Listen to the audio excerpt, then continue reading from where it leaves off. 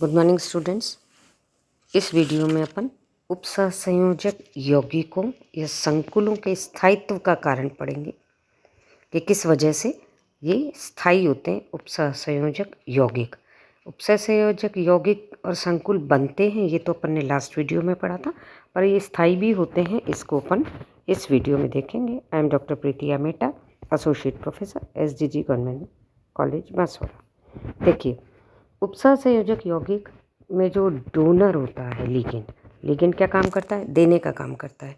उसके पास एक इलेक्ट्रॉन युग्म होता है और उसके पास अतिरिक्त रिक्त कक्षक भी होते हैं। लिगेंड केंद्रीय धातु आयन को इलेक्ट्रॉन युग्म दान करता है, जैसे लिगेंड ने मेटल को दिया, और सिग्मा उपसहसंयोजक बंध बना लेता है। उसके बाद धातु आयन के जो भरे हुए कक्षक हैं, क्योंकि उसके चारों तरफ लिगेंड दो दो इलेक्ट्रॉन देते रहेंगे तो वहाँ पे इलेक्ट्रॉन की डेंसिटी ज़्यादा हो जाती है, घनत्व ज़्यादा हो जाता है। तो मेटल के जो भरे हुए कक्षक हैं, वो कक्षक अपने इलेक्ट्रॉन वापस लिगेंड की तरफ ट्रांसफ़र कर देते हैं, जिससे कि पाई बंध बनता है। इस तरह से सिग्मा और पाई दो बंध बनते हैं। इसको कहा जाता है पश्च बंध या बैक बॉन्डिंग। सिग्मा बॉन्ड को और भी ज़्यादा स्थायित्व प्रदान करता है। इस प्रकार से ये लिगेंड अधिकतर केंद्रीय धातु आयन की शून्य या निम्नतम ऑक्सीकरण अवस्थाओं में ही संकुल निर्माण करते हैं। चूँकि शून्य होनी चाहिए या निम्नतम होनी चाहिए, क्योंकि इसमें शून्य या निम्नतम ऑक्सीकरण अवस्थाओं में धातु आयन के डी कक्षक पूर्ण भरे हुए रहते हैं। वो पूर्ण भरे होंगे जभी तो वो लिगेंड को अपने इलेक्ट्रॉन ट्रांसफ़र करेंगे। इसलिए धातु आयन के जो कक्षक हैं वो भरे हुए होने चाहिए। जब वो लोअर ऑक्सीडेशन में स्टेट में या ज़ीरो में होगा तब उसके पास भरे हुए कक्षक होते हैं। तो भरे हुए कक्षक में क्या होता है, वो अधिक स्थायी संकुल का निर्माण करता है। धातु की उच्च ऑक्सीकरण अवस्था पूर्ण भरे कक्षक होते हैं, जो कि पाई बंध का निर्माण कर देते हैं, जिसके कारण स्थायित्व बढ़ जाता है। धातु की ऑक्सीकरण उच्च अवस्थाएं स्थायी संकुल का निर्माण नहीं करती हैं। यह पाया गया है कि संक्रमण तत्व के परमाणु क्रमांक में वृद्धि के साथ साथ संकुलों का स्थायित्व भी घटता चला जाता है। यानी कि जितना उसमें संक्रमण तत्व में स्कैंडियम से लेकर scandium, titanium, vanadium, chromium, manganese, ऐसे अपन from left to right periodic table में जाएंगे तो संकुलों का स्थायित्व घटता चला जाता है। यदि संक्रमण तत्वों की ऑक्सीकरण अवस्था नियत रखी जाए, जैसे सबकी मान लो +1+1 या +2+2 रखती है, तो हम पाते हैं कि उनमें जो सबसे छोटे आकार वाला है, जैसे स्कैंडियम है बिल्कुल लेफ्ट की तरफ, वो अधिक स्थायी संकुल निर्माण करेगा। साइज छोटी होनी चाहिए, ऑक्सीडेशन अवस्था कम होनी चाहिए।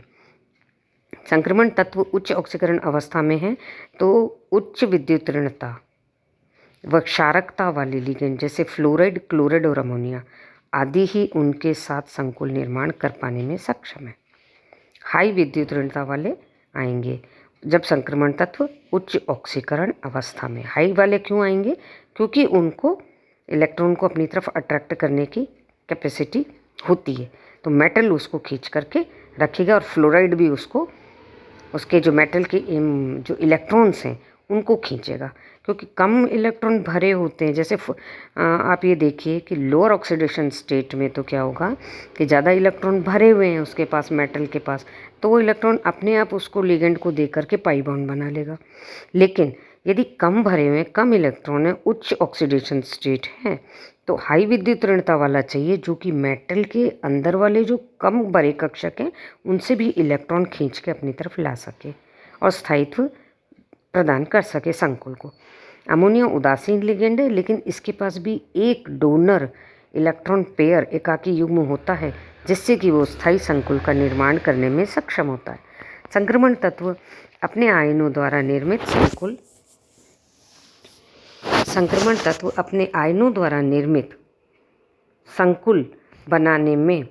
बना करके स्थायी फॉर्म ले लेते हैं, जिनका अपना अलग अस्तित्व होता है पूरा। जैसे उपसंयोजन संख्या यदि 2 है उससे रेखीय बनेगा, 4 है चतुष्फलकीय, वर्गाकार समतलीय, 2 तरह से बनते हैं 4 का, 6 है तो अष्टफलकीय। इस तरह से अलग अलग ज्योमेट्री के अलग अलग उपसंयोजन संख्या के कारण संकुल यहाँ पे बनते हैं। अब आप देखिए sp3 संकरण वाले कौन कौन से होते हैं। जिसमें sp3 संकरण होती है चतुष्फलकीय हो जाएगा, उसमें tetracarbonyl nickel tetra amine copper, tetra chloro nickel, tetra chloro zinc, tetra amine zinc, और इस तरह से ये सारे एग्जाम्पल हैं। इसी तरह DsP2 संकरण देखिए, जिसमें वर्गाकार समतलीय है। जब भी है इसमें भी 4 ही लिगेंड, लेकिन इसमें DsP2 है तो डायग्राम इसकी ज्योमेट्री कैसी होगी, वर्गाकार समतलीय। टेट्रा एक्स कॉपर, एक्स माने halogens, chloro fluoro bromo iodo whatever. Tetra cyano nickel, tetra chloro platinum, tetra cyano cobalt, इस तरह के जो बनते हैं कंपाउंड्स कॉम्प्लेक्सेस वो DsP2 संकरण में बनते हैं और इसकी ज्योमेट्री वर्गाकार समतली होती है। इसी तरह D2sp3 sp3d2 संकरण दो तरह का होता है, दोनों ही एक ही प्रकार के, एक में इनर डी ऑर्बिटल काम आ रहे हैं, एक में आउटर डी ऑर्बिटल काम आ रहे हैं। अष्टफल के संकुल बनाते हैं hexacyano cobalt, hexacyano cobalt plus -4 -3 state में, hexammine ferrate, potassium hexacyano ferrate, potassium hexacyano ferrate, K4 और K3 अलग अलग पोटेशियम है जुड़े हुए इसमें, और हेक्सा फ्लोरो कोबाल्ट। इस तरह ये सारे जो बनते हैं वो अष्टफल के बनते हैं। अब sp संकरण जो होता है जिसमें कोऑर्डिनेशन नंबर 2 है, ये बनाता है डाई अमीन अर्जेंटेट, यानी सिल्वर जब 2 अमोनिया के साथ जुड़ता है तो वो किस तरह का बनेगा, रेखीय ज्योमेट्री का एक sp संकरण का कॉम्प्लेक्स बना देता है। उपरोक्त संकुलों में से कुछ की संरचना हम संयोजकता बंध सिद्धांत के द्वारा समझेंगे। नाउ वैलेंस बॉन्ड थ्योरी, संयोजकता बंध सिद्धांत कैसे इसमें अप्लाई करते हैं ये अपन नीचे देखेंगे। पहला एग्जांपल अपन लेते हैं टेट्रा कार्बोनिल निकल। टेट्रा कार्बोनिल निकल में अपन अभी पीछे देखा था कि sp3 संकरण पाया जाता है, और sp3 संकरण होने के कारण ये कैसा होगा, चतुष्फलकीय संरचना होगी इसकी। इस संकुल में केंद्रीय धातु क्या है, निकल है, जिसका परमाणु क्रमांक कितना है, 28 है। निकल की ऑक्सीकरण अवस्था क्या है, 0 है। सिग्मा उपसय संयोजन बंधों की संख्या कितनी होगी, जितने इसमें कार्बोनिल जुड़े हैं, कितने जुड़े हुए हैं, 4 जुड़े हुए हैं तो 4 हो जाएगी। आवश्यक रिक्त कक्षकों की संख्या कितनी है, रिक्त कक्षक कितने हो जाएंगे इसमें, 4 हो जाएंगे। केंद्रीय धातु आयन का विन्यास 3d8 4s2 है। निकल का क्या है विन्यास, 3d8 और 4s2। अब इसका डायग्राम से आप समझ सकते हैं कि देखिए, सबसे पहले लेफ्ट में आप देखेंगे निकल जिसका 28 परमाणु क्रमांक है, इसकी निम्नतम अवस्था यानी ग्राउंड स्टेट में 4d 4s और 4p। 4d 4s 4p में क्या है अपने को, 1 2 3 4 5 6 7 8 तो यहाँ है, 4s में 2 है, p खाली पड़ा हुआ है। अब यहाँ पे आएंगे 1 2 3 4 5 6 7 8 9 10, इसमें कितने आ गए, कोबाल्ट लिगेंड की उपस्थिति में पुनर्व्यवस्था के बाद परमाणु 28 निकल में यहाँ पे कितने आ गए, पूरे 10 आ गए। 4s ये खाली है। अब 4s और 4p ये क्या बनाएंगे, sp3 sp3 sp3 sp3, ये चारों कंबाइन होकर संकरण करके 4 बना लेंगे। 28 निकल के 4 रिक्त कक्षक sp3 कक्षक बनाते हैं। इसी तरह से अब अपने पास 4 आ गए, 4 जो ये खाली रिक्त कक्षक मिले इसके अंदर कार्बोनिल के जितने भी 2-2 इलेक्ट्रॉन आ जाएंगे, और जब कार्बोनिल के 2-2 इलेक्ट्रॉन इसके अंदर आ जाते हैं तो डायग्राम कैसा हो जाएगा, देखिए निकल कार्बोनिल sp3 संकरण, चतुष्फलकीय ज्योमेट्री, बंध कोण 109 डिग्री 28 मिनट, उपसह संयोजक संख्या 4, बीच में निकल है, 4 sp3 के बन गए, चारों इधर कार्बोनिल से जुड़ गए, कार्बोनिल आकर के जुड़ रहा है, 4 कार्बोनिल आपको दिखाई दे रहे हैं, इनके 2-2 इलेक्ट्रॉन इसने sp3 को दे दिए और मेटल से लिगेंड ने ले लिए, ले करके ये देखिए उपसह संयोजक बंध किस तरह से बनाएंगे, कार्बोनिल से निकल की तरफ, कार्बोनिल से निकल की तरफ, इस तरह से इसमें उपसह संयोजक बंध बन जाएगा। ये पूरा हो गया लिगेंड फील्ड थ्योरी का एक्सप्लेनेशन। टेट्रा कार्बोनिल निकल की चतुष्फल की संरचना। अब टेट्रा क्लोरोप्लेटिनम 2- इस संकुल में DsP2 संकरण के कारण वर्गाकार समतलीय ज्यामिति प्राप्त होती है। ये तो अपन ने देखा उपसह संयोजक संख्या में टेट्राहेड्रल चतुष्फल किया। अब अपन देखेंगे उपसह संयोजक 4, ऊपर वाली भी 4 थी, 4 में DsP2 संकरण। DsP2 संकरण के कारण क्या होगा, वर्गाकार समतलीय। वर्गाकार समतलीय ज्यामिति के लिए आपको क्या करना पड़ेगा कि इसमें d ऑर्बिटल पार्टिसिपेट करेंगे, वैसा डायग्राम बनाना पड़ेगा। देखिए ये दिख रहा है हेक्सा टेट्राक्लोरोप्लेटिनम जिसके ऊपर -2 चार्ज है। प्लेटिनम के d 1 2 3 4 5 बता रखे 6s और ये ऊपर बता रखे 3p के। ठीक है, तो प्लेटिनम में डी में कितने हो गए 1 2 3 4 5 6 7 8, 8 तो ये हो गए, 2 6s में हो गए। जब क्लोराइड आता है तो क्या होता है कि ये वाले जो ऊपर वाले 2 इलेक्ट्रॉन हैं वो नीचे शिफ्ट हो जाते हैं। नीचे शिफ्ट होते ही क्या हुआ 1 2 3 4 5 6 7 8 यहाँ हो गए।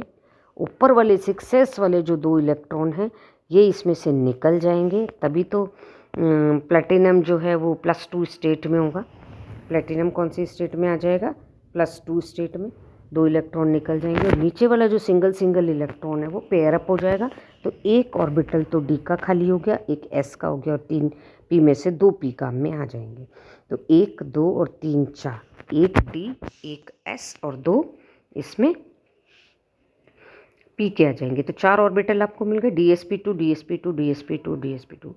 प्लेटिनम 2+ के 4 रिक्त कक्षक DsP2 संकरित कक्षक बनाते हैं और उसके नीचे वाले डायग्राम में आप देखेंगे बीच में प्लेटिनम लिखा होना चाहिए। इस जगह बीच में सेंटर में प्लेटिनम है। DsP2 के 4 ऑर्बिटल वर्गाकार समतलीय ज्योमेट्री में बनाए और उसके चारों तरफ क्लोराइड रख दिया है। Chloride chloride chloride chloride. DsP2 संकरण है, इसमें वर्गाकार समतलीय ज्यामिति है, बंद कोण 90 डिग्री है, उपसर्जन संख्या कितनी है 4 है। इस तरह से अपन ने वर्गाकार समतलीय प्लेटिनम को टेट्राक्लोरो प्लेटिनम को समझा दिया। अब देखिए नेक्स्ट में देखिए आप इसी प्रकार हम हेक्सा हेलोजन, एक्स माने halogen, hexa tetra hello copper, tetracyano निकल, टेट्रामीन कोबाल्ट, टेट्रासाइनो कोबाल्ट, इनको भी समझा सकते हैं। आपको सबसे पहले उसका इलेक्ट्रॉनिक कॉन्फ़िगरेशन बताना है और फिर 1 डी और 1 एस और 2 पी इन सबको कंबाइन करके हाइब्रिडाइजेशन बना के उसका संकरण करके वर्गाकार ज्यामिति बनानी है। नाउ नेक्स्ट वाला देखिए हेक्सा फ्लोरोकोबाल्ट 3+ आयन, इसमें sp3d2 संकरण होता है अर्थात उच्च चक्रण संकुल। sp3d2 अष्टफल की ज्यामिति। इस संकुल हेतु केंद्रीय धातु आयन कोबाल्ट +3, सिग्मा उपसंयोजक बंधों की संख्या 6, रिक्त कक्षकों की संख्या 6, केंद्रीय धातु का विन्यास 3d7 4s2, केंद्रीय धातु आयन का विन्यास 3d6 4s0। क्यों? क्योंकि ये +3 स्टेट में +3 में से 3d7 4s2 में से 3 इलेक्ट्रॉन निकालोगे तो क्या हो जाएगा 3d6 4s2। दिख रहा है इसमें ये कॉन्फ़िगरेशन हो गया। अब आप देखिए नेक्स्ट डायग्राम में कोबाल्ट जो कि निम्नतम अवस्था क्या है 3d 1 2 3 4 5 6 7 कितने हो गए 7 इसमें हो गए। ऊपर आओ 4s में 2 हैं, p के 3 हैं और 4d के 1 2 3 4 5 है ऑर्बिटल्स। इसमें किस तरह का अपने को बनाना है संकरण sp3d2 यानी कि 4s काम में आएगा, p के 3 आएंगे और d के बाहर वाले 4d के 2 ऑर्बिटल काम में आएंगे। तो क्या हो जाएगा कि ये जो ऑर्बिटल्स है जैसे ही इसके पास कोबाल्ट के पास कौन सा एग्जाम्पल लिया है अपन ने फ्लोरीन लिया है, तो ये देखिए फ्लोरीन आ गया, scandium titanium vanadium, scandium titanium vanadium chromium manganese iron cobalt. Cobalt किधर आ रहा है पीरियोडिक टेबल में टूवर्ड्स राइट साइड। अपन ने वहाँ पीछे पढ़ा था कि यदि कोई भी हायर साइड का संक्रमण तत्व होता है तो वो क्या करता है उसके साथ फ्लोराइड उच्च विद्युत ऋणता वाले जो होते हैं वो उसके साथ कंबाइन होकर के कॉम्प्लेक्स बनाते हैं। तो ये देखिए उच्च विद्युत ऋणता यानी कि फ्लोराइड इसके साथ बना रहा है। तो कोबाल्ट में देखिए 2 इलेक्ट्रॉन नीचे हैं, एक एक एक एक सब में हो गए, 3 इलेक्ट्रॉन इसमें से जाने के बाद +3 स्टेट में है तो 3 इलेक्ट्रॉन 2 4s के चले जाएंगे, एक 3d का चला जाएगा, 3 इलेक्ट्रॉन चले गए, 1 2 3 4 5 6 बचे। 6 देखिए नेक्स्ट वाली जो डायग्राम में उत्तेजित अवस्था वाली इसमें पहले वाले में 2 आ जाएंगे, 3 4 5 और 6 एक एक करके आ जाएंगे। इस तरह कोबाल्ट जो होता है वो इस तरह से कोबाल्ट +3 स्टेट है, शायद +2 इसमें गलत छप रहा है, +3 स्टेट है इसमें आ जाएगा। इसके बाद ये सारे कहलाते हैं sp3d2 sp3d2 sp3d2 ऐसे करके कितने बन गए 1 2 3 4 5 6 ऑर्बिटल अब बन जाएंगे। इस तरह sp3d2 के संकृत कोबाल्ट के कितने होंगे 6 रिक्त sp3d2 कक्षक। ये रिक्त कक्षक किस चीज़ के लिए रेडी हो गए? फ्लोराइड के जो लिगेंड है उसके एक इलेक्ट्रॉन युग्म को लेने के लिए। इस तरह से बनने वाला जो कॉम्प्लेक्स होता है वो क्या होता है? ये इस तरह से बनने वाला कॉम्प्लेक्स किस तरह से होगा? अष्टफलकीय। COF63 में उच्च चक्रण संकुल है। उच्च चक्रण संकुल इसको क्यों कहते हैं? क्योंकि sp3d2 संकरण में फ्लोराइड दुर्बल लिगेंड है तथा यह लिगेंड 3D अयुग्मित इलेक्ट्रॉन का युग्मन नहीं कर सकता। 3D अंदर है काफ़ी, ये दुर्बल लिगेंड है, अर्थात इलेक्ट्रॉनों की पुनर्व्यवस्था संभव नहीं है। अतः संकुल निर्माण हेतु बाह्य डी कक्षक प्रयुक्त होता है। अधिक अयुग्मित इलेक्ट्रॉनों की उपस्थिति के कारण इन्हें उच्च चक्रण संकुल कहा जाता है। अधिक अयुग्मित इलेक्ट्रॉनों की उपस्थिति के कारण इसको उच्च चक्रण संकुल कहा जाता है। अब इसने कहा है, देखिए फ्लोराइड दुर्बल लिगेंड है। फ्लोराइड दुर्बल लिगेंड यहाँ पे क्यों कहला रहा है? क्योंकि फ्लोराइड की क्या टेंडेंसी है? इलेक्ट्रॉनों को अपनी तरफ खींचना, क्योंकि हाई विद्युत ऋणता है इसकी। अधिक विद्युत ऋणता की डेफिनेशन क्या है? इलेक्ट्रॉनों को अपनी तरफ खींचने की टेंडेंसी।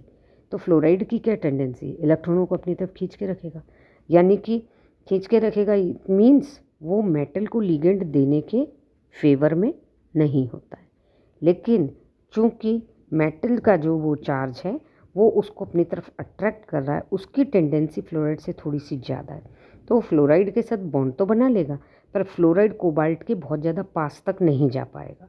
ज़्यादा पास नहीं जाएगा, इस कारण वो बाहर वाले डी ऑर्बिटल के साथ ही संकरण कर लेगा। तो ये कहलाते हैं उच्च चक्रण संकुल या बाह्य कक्षक संकुल। बाहर वाले डी ऑर्बिटल कोई काम में ले लिया, अंदर तक जाने की जरूरत, इसको टेंडेंसी नहीं है इसकी अंदर जाने की। तो देखिए अब इसका डायग्राम देखिए किस तरह से बनता है। COF63- संकुल है, ये पूरा अष्टफल की, मतलब बीच में एक स्क्वायर है, एक फ्लोराइड ऊपर है, एक फ्लोराइड नीचे है।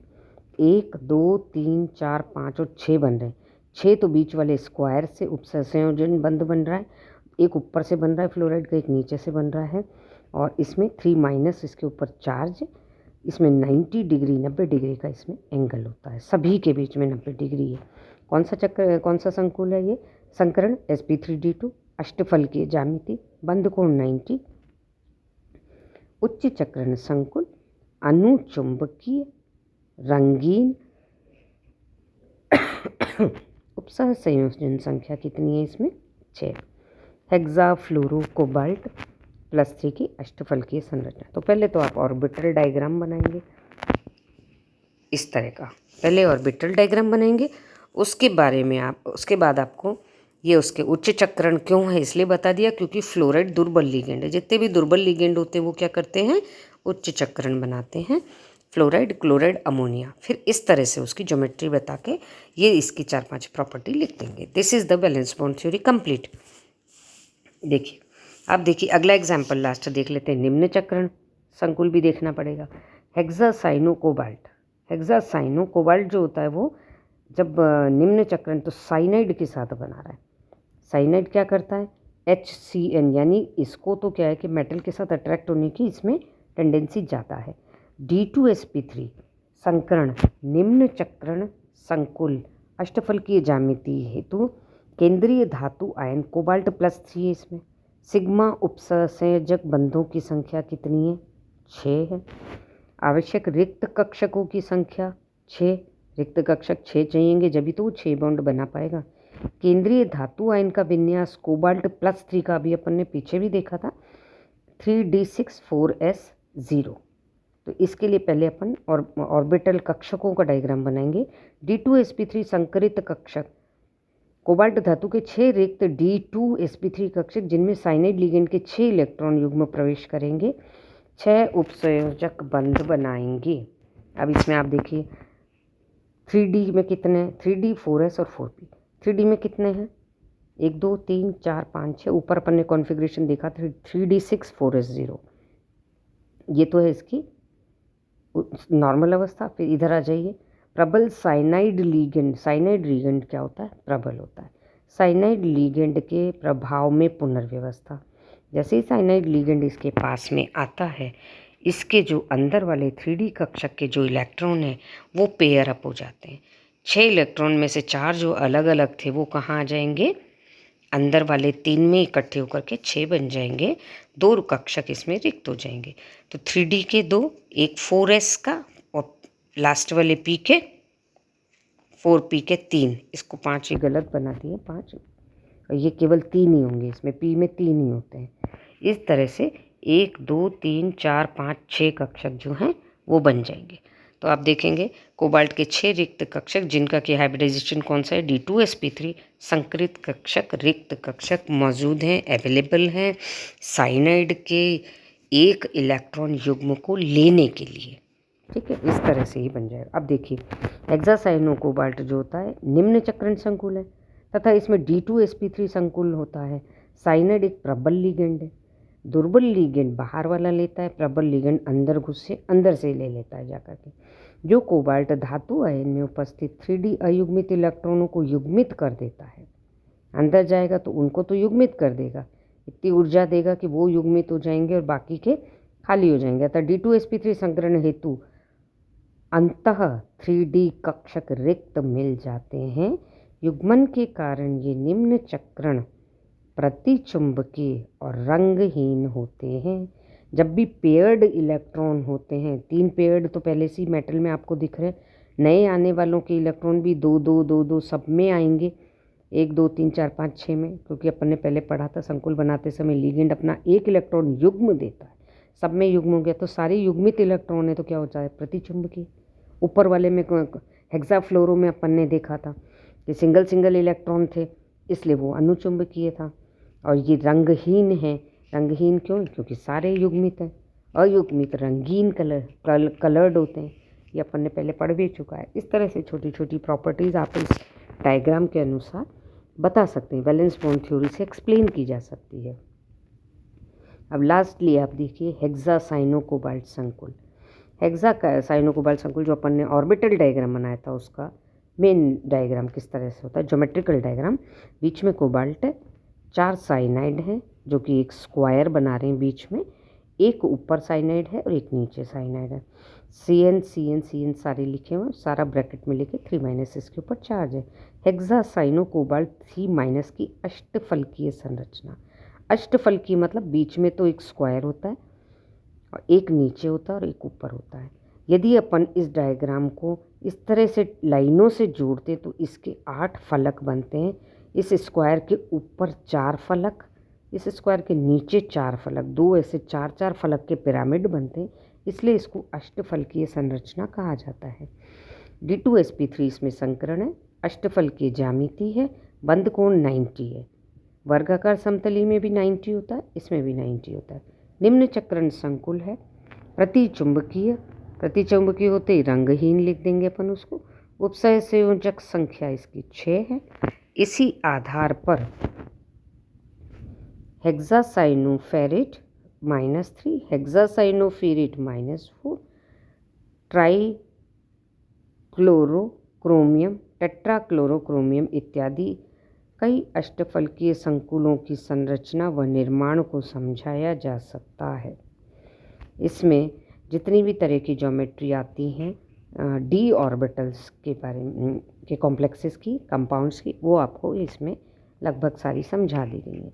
तो इस तरह की ज्योमेट्री और इस तरह का इसमें इलेक्ट्रॉन डिस्ट्रीब्यूशन, बॉन्डिंग और ये सब होने के कारण ये संकुल स्थायी होते हैं। ये टॉपिक कंप्लीट है। नेक्स्ट वाले टॉपिक में अपन पढ़ेंगे कि इसके उत्प्रेरकीय गुण भी होते हैं, कैटालिटिक प्रॉपर्टी भी होती है संक्रमण तत्वों की। ये अपन नेक्स्ट वीडियो में पढ़ेंगे। Thank you.